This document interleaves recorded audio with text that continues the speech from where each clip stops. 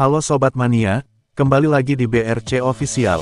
Ada kabar menarik nih mengenai PSM Makassar, kembali gagal mencatatkan kemenangan, dengan hasil imbang yang didapatkan, di pekan ke-15, Liga 1 musim 2024/2025. Sebelumnya, PSM Makassar, harus puas membawa 1 poin, dari markas Malut United di pekan ke-15, Liga 1, musim 2024/2025. Pertandingan yang berlangsung, di Stadion Gelora Kiara Ternate, Selasa tanggal 17 Desember tahun 2024 dengan skor 2-2. 4 gol yang tercipta di pertandingan sengit ini, semuanya terjadi di babak pertama. 2 gol dari Malut United, tercipta melalui dari gol cepat Yance Sayuri, di menit ke-6, dan Casio Seid di menit ke-44. PSM Makassar pun, membalas lewat 2 gol dari Daisuke Sakai, di menit ke-7, dan Syahrul Lasinari di menit ke-20.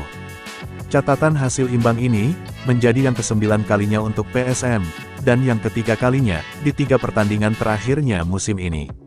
Pelatih PSM Makassar, Bernardo Tavares, menyikapi hasil tersebut dengan realistis.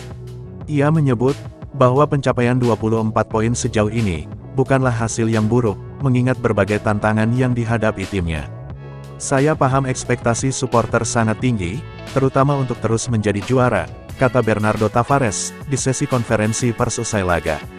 Namun, kita harus realistis, dengan kondisi tim yang ada saat ini, sebutnya. Pelatih asal Portugal ini menyebut, masalah, atau kendala yang mereka jalani sepanjang musim ini.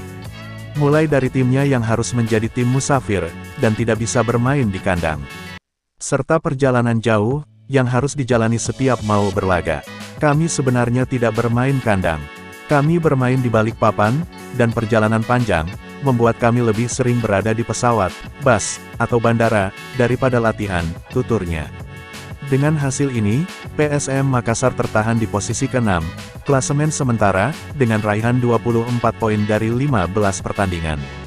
Nah itu dia sobat untuk update kabar hari ini, bagaimana pendapat kalian sobat?